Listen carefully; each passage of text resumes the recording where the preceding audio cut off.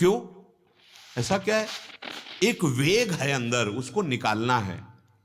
अगर उसे आप सत्कर्म में नहीं लगाओगे तो असत कर्म में लग जाएगा। उस वेग को तुम रोक नहीं सकते। कर्म का वेग है। ये जो बना हुआ शरीर है प्रकृति से, इसमें एक वेग रखा गया, क्रियाशील, वो करेगा, हरकत होती रहेगी। क्रिया तो सोने में भी होती है, सुसुप्ति में। बोले क्या होती हो? तो सो रहा है। अगर क्रिया ना होती तो जग ही ना पाता कभी। बोले यार कच्ची नींद में जगा दिया, मतलब क्रिया हो रही थी ना, अभी क्रिया पकी नहीं थी, परिपक्व नहीं होती। परिपक्व होती अपने आप जग जाता, मतलब क्रियाशील है। मूर्छा में भी क्रिया होती है। अगर वो क्रिया ना होती तो उसे कभी होश ही ना आता। क्रियावान प्रकृति है, आप केवल स्थूल चेष्टाओं को देख रहे हैं। भगवान कह रहे हैं अंत नहीं हो। एक अंतःकरण में प्रकृति का वेग है, ध्यान से सुन लीजिए। उसमें करने की प्रक्रिया है, करने का वेग है। अगर उसे आप सही मार्ग में नहीं लगाए तो तुम्हारे रोके नहीं रुकेगा, गलत मार्ग में वो लगेगा ही लगेगा। उस वेग को मिटाने के लिए अवश्य अवश्य करना है।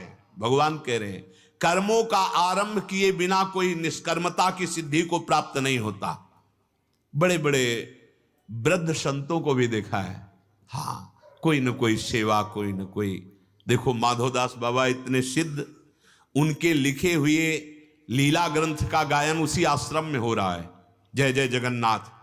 और वहां माधवदास बाबा गए तो कहा हमें यहाँ कुछ दिन रुकना है ब्रज में ही। तो उन्होंने कहा रुको महाराज, आपका तो वृद्ध शरीर है, आराम से जहाँ जैसे आप आसन लगा लीजिए। उनका नहीं, हम ये इसलिए आपसे प्रार्थना करें, मुझे सेवा चाहिए। उनका नहीं, आपको सेवा नहीं मिलेगी आपको। तो बोले फिर नहीं रुकेंगे, हम यहाँ का प्रसाद पाएंगे, यहाँ रुकेंगे तो हम यहाँ सेवा करेंगे।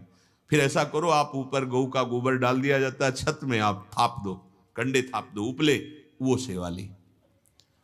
एक दिन वो सेवा करके उतर रहे थे, कोई जगन्नाथपुरी से संत भगवान आते, देखा माधवदास बाबा, साष्टांग दंडवत की। तो लोगों ने पूछा कौन है? बोले जिनका ग्रंथ गाया जा रहा है वही माधवदास बाबा। अरे सिद्ध महापुरुष सब चरणों में लौट गए उनके।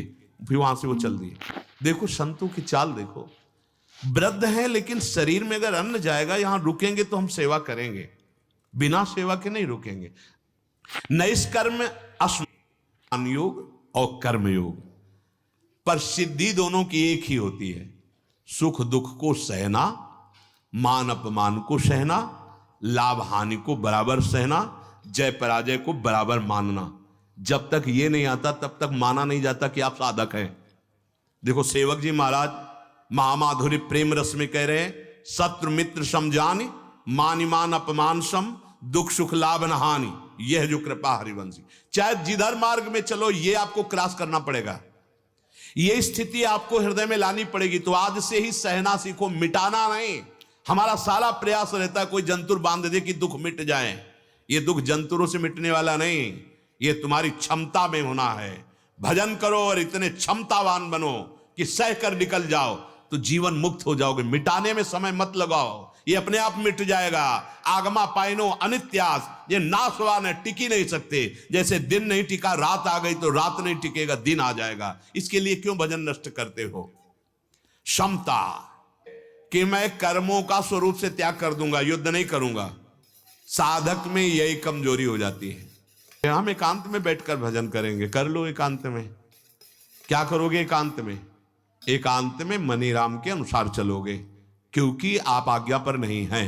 लक्ष्य को वेद पाना बहुत कठिन है। लक्ष्य को वही वेद पाता है जे गुरु चरण रेणु अनुरागी, ते लोकहु बेदहु बड़भागी। जे गुरु चरण रेणु सिर धरहि, ते जन सकल विभव वश करहि। गुरु प्रसन्न साहब अनुकूला। आज तक किसी सिद्ध महापुरुष का जो लीला में प्रवेश पाया हो, बिना गुरु कृपा के नहीं। उपदेश कर लेना, प्रवचन कर लेना, प्रवचन सुन लेना, यह साधारण बात है। असाधारण बात है स्थिति में होना। कर्मों के त्याग से सिद्धि नहीं होगी, कर्मों के फल त्याग से सिद्धि होगी। कर्म करो शास्त्री, जो भगवान आज्ञा कर रहे हैं, जिसको जहां जो आज्ञा वैसे कर्म करो, उसके फल में समान भाव ले आओ। अगर आपकी हार होती है तो जय जय, जीत होती तो जय जय, सुख मिला तो जय जय, दुख मिला तो जय जय। इसका परिणाम क्या होगा? आप इस संसार चक्र के दुख से सदा सदा के लिए मुक्त हो जाएंगे। कर सकती है उतना एक लंगोटी और कमंडल की प्रीति तुम्हें भ्रष्ट कर सकती है।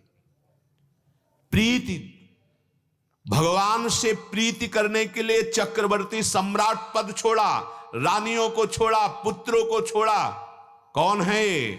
भगवान ऋषभ देव जी के पुत्र श्री भरत जी महाराज। तो एक हिरण में प्रीति हो गई, अगला जन्म हिरण का बन गया। अरे भाई ये खेल है, बहुत सावधानी से देखो। यहां समझा रहे हैं भगवान, जहां खेल है बहुत सावधानी से देखो। यहां समझा रहे हैं भगवान, जहां कोई अपने कल्याण या भगवत प्राप्ति की उत्कट अभिलाषा से युक्त होता है, उसकी रुचि कर्म में, पदार्थों में और शरीर संबंधियों में नहीं रहती, पक्का नहीं रहती, अरुचि। पर यदि वो इसी अरुचि के साथ, तो अपने शरीर में उसकी रुचि बढ़ जाएगी। कर्म नहीं करना और अब आप संभाल नहीं पाओगे। सारा का सारा मूल इसी से संबंध था और ये बहुत प्यारा लगने लगता है।